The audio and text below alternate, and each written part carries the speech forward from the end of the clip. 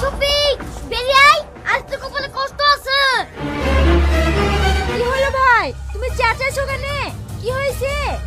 তোমার ছেলেকে গাড়ি আসতে চালাতে বলো, না হলে কবে বলি আস্তে কাটে ঠ্যাঙ্গি মেরে ফেলবো।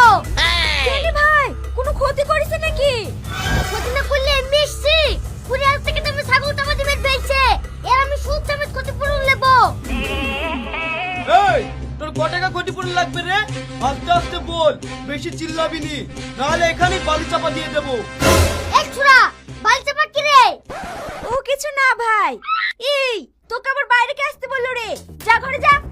আমি যাব না, আমি কারো বাপের জায়গায় দাঁড়িয়ে নাই, আমি আমার বাপের জায়গায় দাঁড়িয়ে আছি।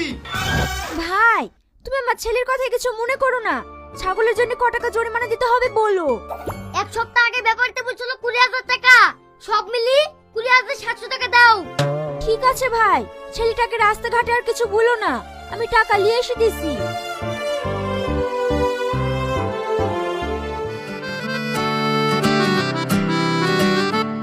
এই, তোর লেগে গ্রামের মানুষের কাছে আর কত অপমান হবো বল?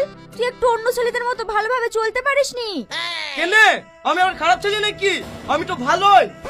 ভালো তো পাড়ার লোকের সবাই মারবো মারবো করে কেন?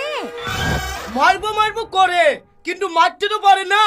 যেদিন আমার গায়ে হাত দেবে সেদিন এই ডন থেমে থাকবে না, বংশ ধ্বংস করে দেবে। তুই এরকম করে কথা বলছিস কেন? তোর গায়ে যদি কেউ হাত দেয় আমার সহ্য হয় না। তোর বাপ মরে যাওয়ার পর থেকে তোকে আমি কত কষ্ট করে কোলে পিঠে করে মানুষ করেছি।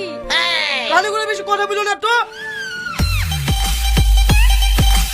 হ্যালো, হ্যাঁ বল। তুই জোরে গাড়ি চালাস বলি তোকে একজনা গালাগালি করছে। হ্যাঁ, আমাকে গাল দিছে, শালাকে বাপ তো, আমি এক্ষুনি আসছি।